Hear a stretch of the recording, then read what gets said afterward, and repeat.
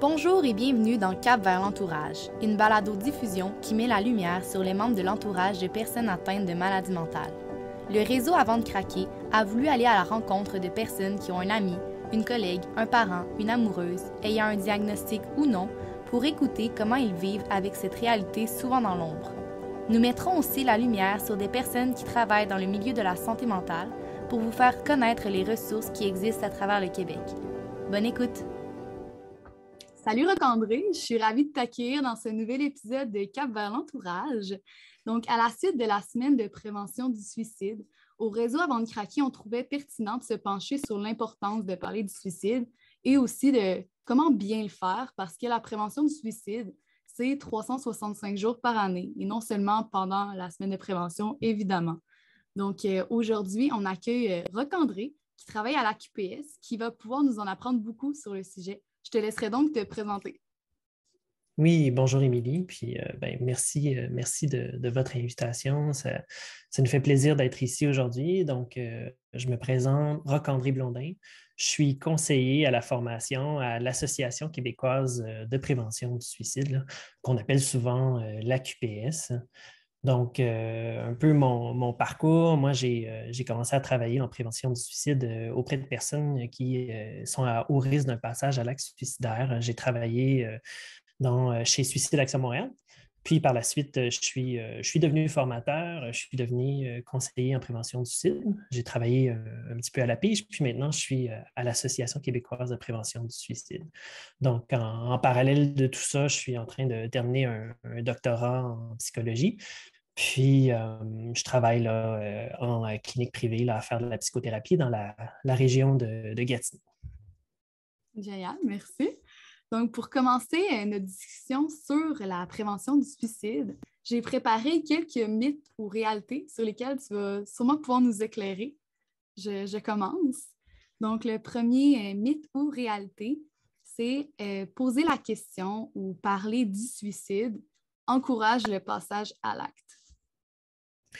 Oui, ça, c'est un mythe qu'on entend souvent parler, hein. Les gens ont comme l'idée, là, ils craignent là, que si on parle du suicide, si on demande à une personne qui pense, si elle pense au suicide lorsqu'elle ne va pas bien, qu'on pourrait lui donner l'idée.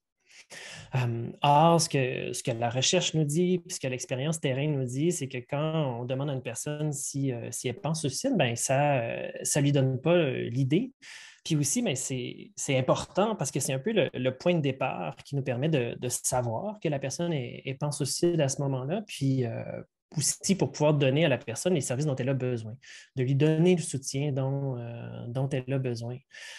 Puis, contrairement un peu à la croyance qu'on peut avoir souvent que si on lui demande quel effet que ça va avoir sur elle, puis ça pourrait avoir des effets négatifs, mais en fait, ce qu'on voit, c'est que plus souvent qu'autrement, ça va amener la personne à se sentir soulagée, à se sentir comme, hey, finalement, il y a quelqu'un qui est prêt à entendre parler de ça. Parce que parfois, lorsque les gens pensent au suicide, ben, ils ont l'impression que c'est lourd comme sujet. Ils ont l'impression que leur vécu est lourd pour les gens qui les entourent. Donc, quand on prend le temps de demander à une personne, Hey, comment ça va? Est-ce que tu penses au suicide? Ben, ça permet à la personne de sentir, ben, hey, OK, il y a quelqu'un qui a envie de m'en parler, hein. Il y a quelqu'un qui a envie d'entendre ça, le fait que je ne vais pas bien présentement et que je peux penser au suicide. Parfait. Donc, deuxième mythe ou réalité, on peut aider une personne qui pense au suicide sans être nécessairement un professionnel dans le domaine du suicide. Ouais, je dirais absolument, hein. Absolument, on peut aider une personne là, qui pense au suicide sans être un professionnel. On a tous un rôle à jouer, on peut tous contribuer à la prévention du suicide. Il y a toute une gamme d'actions qu'on peut faire là, pour aider un de nos proches là, qui pense au suicide autour de nous. On va reparler aujourd'hui, mais je pourrais vous parler un peu des ressources qui existent là, tout de suite un peu par rapport à ça, hein, parce que des fois, on ne sait pas trop par où commencer, hein.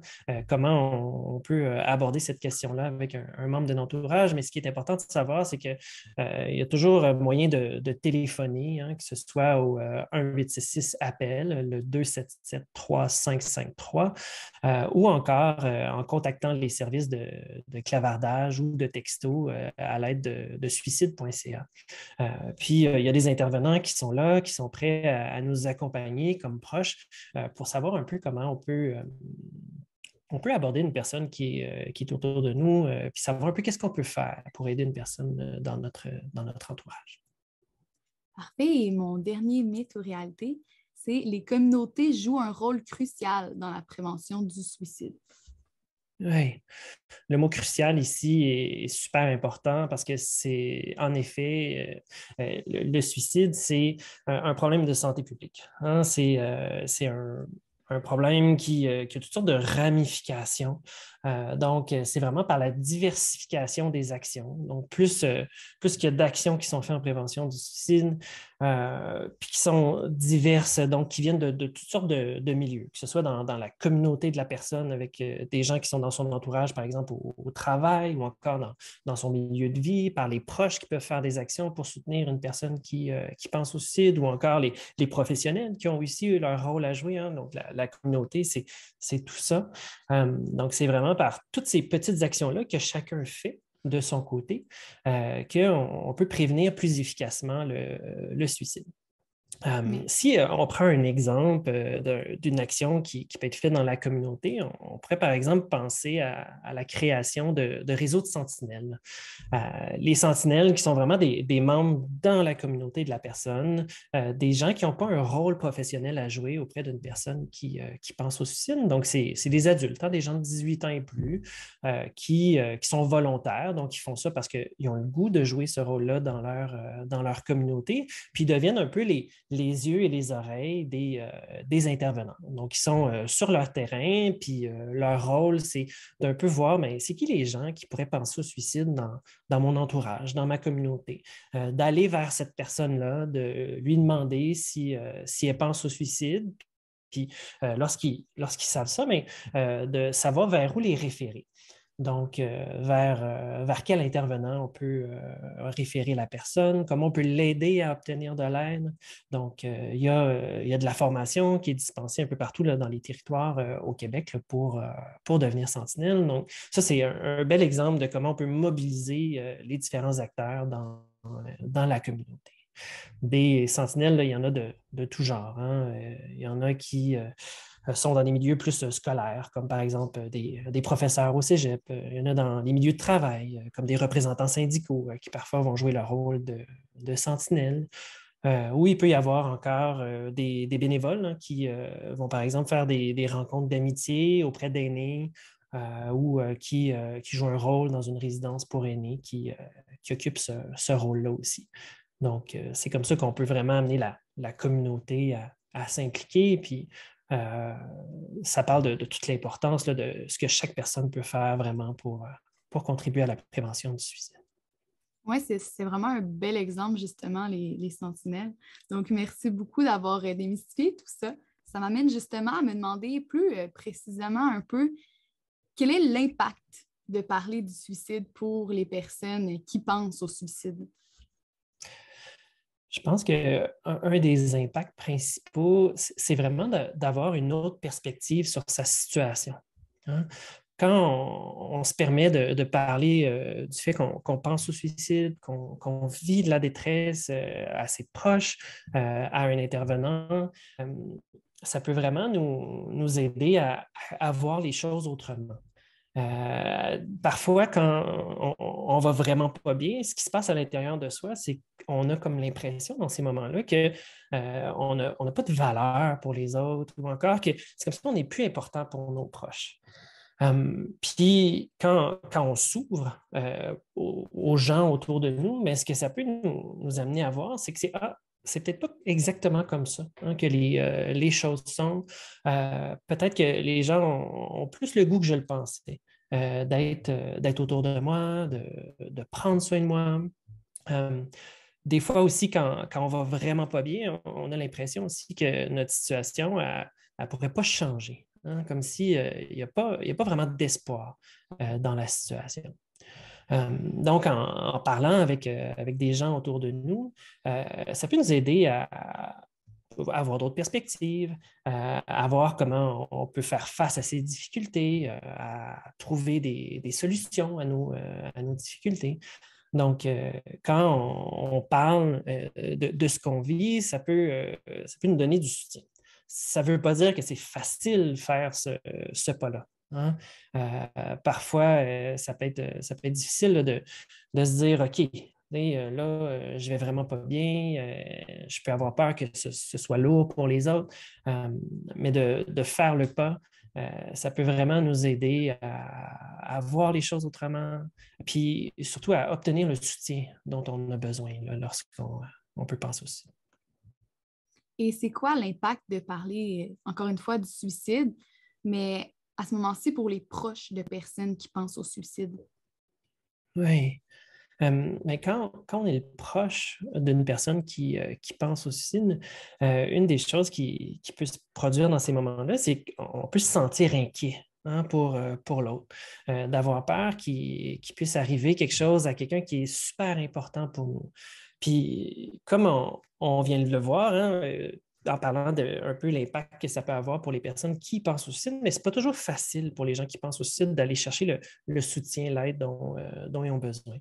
Donc, quand on est proche, puis on est avec ça, puis la personne, elle ne nous en parle pas nécessairement d'emblée, hein, qui pense au suicide, qui vit de grandes difficultés, bien, nous, on reste avec nos inquiétudes, avec tout ce que ça nous fait vivre, de sentir qu'une personne qui est super importante pour nous, elle vit des choses très difficiles, très souffrantes.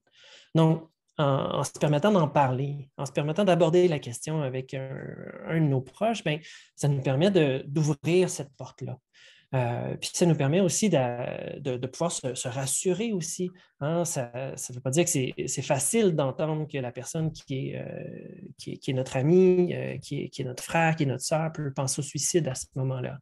Mais une fois qu'on le sait, là, on peut faire des actions, on peut aller chercher le soutien, on peut mettre des mots sur ça pour aider la personne à obtenir ce dont elle a besoin à ce moment-là pour aller mieux. Et est-ce que ça impacte d'autres personnes? Ça, on a parlé des personnes qui sont un peu touchées par la situation et les autres. Bien, je pense que l'impact que ça peut avoir, de façon générale sur la société, hein, d'avoir une discussion franche autour de la question du suicide, c'est vraiment de déstigmatiser, de détabouiser la question du suicide. Donc, d'aider les gens qui peuvent penser au suicide, de pouvoir en parler. Hein? Une des choses qui est les plus délétères, qui a le plus d'effet, si on veut, c'est le silence. Hein? C'est que les gens sentent qu'ils n'ont pas la place pour parler de ça, pour parler du fait qu'ils pensent au suicide. Et ça peut les empêcher de pouvoir avoir une perspective différente sur leur situation, un peu comme on le disait tout à l'heure, ou d'avoir aussi quelqu'un qui est là pour leur tendre la main, qui est là pour leur donner le câlin dont ils peuvent avoir besoin. Si un proche vient les aider, de les rassurer, de prendre soin d'eux. Donc, en parlant du suicide, en rendant ça moins tabou, en travaillant à enlever toute la stigmatisation qui peut exister autour de ça, bien, on ouvre les possibles, on ouvre la possibilité que les gens puissent obtenir le soutien dont ils ont besoin. On voit bien par tes réponses, en fait, que ça a vraiment un bel impact de parler du suicide, mais ce n'est pas toujours évident de savoir quoi dire ou comment le dire un peu. Donc, est-ce qu'il y a une bonne manière de parler respectueusement du suicide? Je dirais qu'il y a toutes sortes de manières de parler respectueusement du suicide. De parler du suicide, même si ça peut paraître très compliqué. Hein? Puis des fois, d'avoir l'impression de ne pas savoir quoi faire aussi avec la réponse. Hein? Ça peut comme nous restreindre à demander la question. Parce que là, les gens, des fois, ils peuvent se demander, mais et si je pose la question? Puis là, la personne, elle me dit oui, mais qu'est-ce que je fais après? Hein? Donc, ça, c'est un des freins qui peut se présenter. Puis aussi, on peut avoir peur, mais si je pose la question, est-ce que ça pourrait avoir un impact sur l'autre? Ce que j'aurais envie de dire un peu aux gens aujourd'hui qui se posent ces questions-là, c'est de se dire, bien, vous avez déjà en vous ce qu'il faut pour aborder la question du suicide. Vous avez déjà en vous ce qu'il faut pour tendre la main à quelqu'un autour de vous qui ne va pas bien. Hein? Le premier point de départ, c'est d'être soi-même. De dire dans ses mots, d'aborder une personne qui n'a pas l'air de filer, puis juste de le dire, de le noter, ça.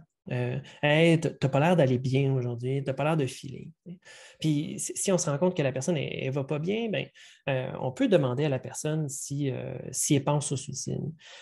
Puis comment on veut faire ça? Ben, c'est de le demander directement. Hein? Est-ce que tu penses au suicide? Est-ce que tu penses à t'enlever la vie? Donc, de vraiment la poser, la question directement à la personne et de tendre l'oreille, puis d'aller chercher les ressources, les soutiens qui sont disponibles, que ce soit en appelant le 866 appel ou en textant ou en clavardant avec suicide.ca. Et puisque notre monde actuel, il tourne beaucoup autour du virtuel, on peut dire, et en me basant aussi sur le thème de votre semaine de prévention 2022, je voulais savoir comment est-ce qu'on fait pour agir sur les réseaux sociaux pour prévenir le suicide? Oui. Il y a toutes sortes d'actions qu'on peut faire pour agir sur les réseaux sociaux pour prévenir le suicide. Puis je pense que la première action, c'est de se dire, c'est comme quand, en présence, hein, c'est de prendre ça au sérieux. De ne pas hésiter à aller vers une personne qui pourrait avoir lancé un message de détresse sur les réseaux sociaux. Puis de ne pas hésiter à y aller assez directement, de répondre rapidement à la personne quand on voit le message. Parce qu'un des effets qu'on peut observer sur les réseaux sociaux, c'est l'effet de, sur les réseaux sociaux, quelqu'un qui fait un message public, il y a toutes sortes d'autres personnes qui peuvent avoir vu ce message-là. Puis là, je pourrais me dire, il y a sûrement quelqu'un d'autre qui a vu le message, puis qui va s'en occuper. Mais là, si tout le monde se dit ça, peut-être que quelqu'un d'autre a vu le message puis va s'en occuper, il y a de bonnes chances que la personne qui manifeste sa détresse, qui dit qu'elle voudrait se suicider, ne puisse pas recevoir le soutien dont elle a besoin. Donc, si la personne elle est en danger, on ne peut pas hésiter à appeler là, les services de secours dans un moment comme ceux-là pour signaler la publication. Si la personne elle lance un message de détresse aussi, une chose qu'on voudrait faire, c'est lui donner les informations pour qu'elle puisse obtenir l'aide dont elle a besoin. Donc, la ligne 1866 s'appelle, de l'information pour qu'elle puisse contacter suicide.ca. Quand on fait ça, idéalement, on voudrait le faire en message privé avec la personne. Hein? C'est un peu, encore une fois, je vais prendre l'analogie d'en présence. Si on était dans une salle avec tout plein de gens, on ne voudrait pas crier à une personne à l'autre bout de la salle, Hey, as-tu besoin d'aide? Voici les ressources. Hein? Donc, sur les réseaux sociaux, c'est un petit peu la même chose. On va essayer de contacter la personne en privé, lui dire qu'elle n'a pas l'air d'aller bien, puis de lui donner les ressources, un peu comme on le ferait en présence, puis on trouverait un coin plus tranquille dans la salle ou on irait dans une autre salle avec la personne pour lui donner des ressources, pour lui donner du soutien. Si vous avez des questions sur comment agir sur les réseaux sociaux, l'Association québécoise de prévention du suicide a tout dernièrement publié un guide qui s'appelle « Comment agir sur les réseaux sociaux pour prévenir le suicide ». Donc, vous pouvez trouver ce guide sur commentparlerdusuicide.com. Vous avez juste à vous rendre sur la page, puis il va y avoir toutes sortes de trucs sur comment parler du suicide et notamment sur comment on peut plus particulièrement en parler lorsqu'on est sur les réseaux sociaux. J'ai particulièrement aimé là, ta comparaison avec les réseaux sociaux. C'est comme si on était dans une grande salle, puis c'est vrai qu'on n'y pense pas beaucoup, mais il y a un peu cet aspect-là de plus il y a de gens qui voient arriver une scène, plus les gens se déresponsabilisent. Donc, c'est vrai que c'est important de quand même aller voir la personne en privé puis lui parler. C'était vraiment une belle comparaison. Merci. Et comme dernière question, je me demandais, c'est quoi les actions à notre portée de un peu tout le monde?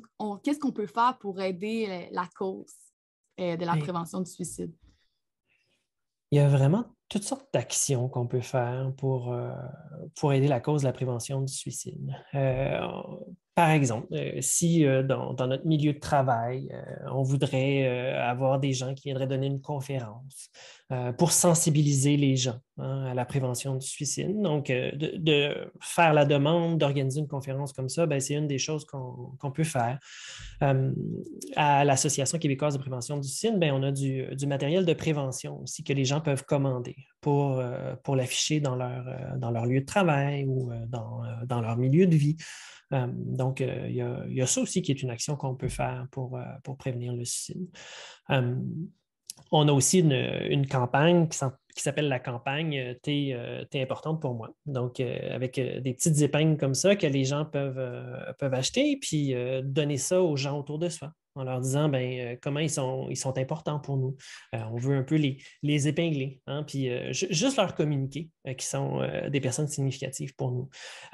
Que ces gens-là pensent se suicide ou pas, ce qu'on veut faire avec cette campagne de sensibilisation-là, c'est vraiment d'amener les gens à sensibiliser, oui, à la question du suicide, mais aussi juste de créer du lien, hein, puis de se permettre de dire aux gens autour de soi qui ont de l'importance pour nous. Il y a toutes sortes de levées de fonds que les gens peuvent organiser. Quand les gens font des initiatives citoyennes comme ça pour lever des fonds pour la prévention du suicide, souvent, ce qu'on leur suggère, c'est de jumeler un loisir à une levée de fonds. À travers le temps, on en a eu toutes sortes. Il y a des gens qui ont organisé des Zoom bâtons pour la prévention du suicide. On a des LAN parties. Donc, pour les gens qui aiment jouer à des jeux vidéo, c'est le genre d'action qu'ils peuvent faire. Il y a des gens qui ont décidé de vendre des mandalas pour lever des fonds pour la prévention du suicide. On a à chaque année, depuis quelque temps, l'initiative Rouler sur le tabou, qui amène une vingtaine de cyclistes à rouler entre Montréal et Québec pour ramasser des fonds là, pour la prévention du suicide, mais pour la santé mentale de façon générale. Ce qui est important de savoir, c'est que si vous avez le goût d'organiser une activité, peu importe que ce soit l'activité à l'Association québécoise de prévention du suicide, on accompagne les gens dans l'organisation de ces activités-là. Donc, on est là, on permet aux gens là, de pouvoir nous téléphoner, de regarder qu'est-ce qu'ils ont le goût de faire comme activité. Puis nous, on offre le soutien là, pour la réalisation de ces activités-là. C'est beau de voir toutes ces belles initiatives-là, ça donne des beaux exemples. Donc, est-ce que tu aurais un message de fin que tu aimerais partager à nos auditeurs? Mais je pense que ce qui est important, c'est qu'on soit une personne qui pense au suicide, qu'on soit un proche d'une personne qui pense au suicide, qu'on soit un endeuillé par suicide, ou qu'on vive plus d'une de ces réalités-là, parce que ça se peut parfois qu'on vive plus qu'une de ces réalités-là.